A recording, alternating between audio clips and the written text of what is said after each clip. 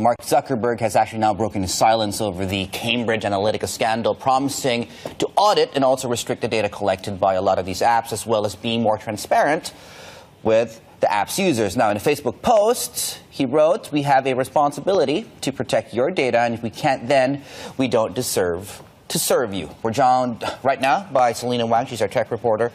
And Selena, so I'm waking up in Asia today, a lot of our viewers as well. What do I need to know? What's the key takeaway from Facebook overnight?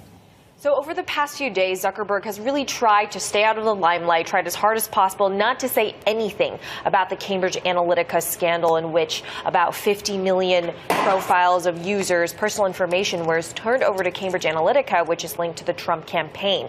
Now, Zuckerberg recently put out a post on Facebook outlining just how exactly they're going to make users feel better about the data on their platform. So first of all, they're going to do a large-scale investigation on all of the apps that may have had large-scale data access before they changed their policies in 2014. That's going to be a huge effort. There's a huge number of apps that had that kind of access. They're also going to generally limit the kind of data that app developers get. So for instance, if you haven't logged into Facebook for 3 months, those developers can't have your information. They're also going to make it more obvious to the user what type of data you are giving away. And they're going to put it at the top of the newsfeed and make it very easy for people to adjust that. You know, Selena, is all that going to be enough, though?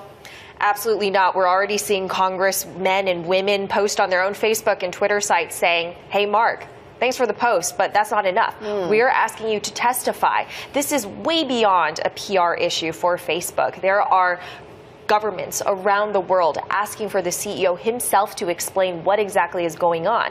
And even though this post was a great first step, there's also a lot of questions that he doesn't address in that post. For instance, why, if they knew in 2015 that this data was misused by Cambridge Analytica, why did they not disclose that to the public? After that happened, why did they not do a more serious and rigorous internal audit of their own processes? And that still hasn't been answered.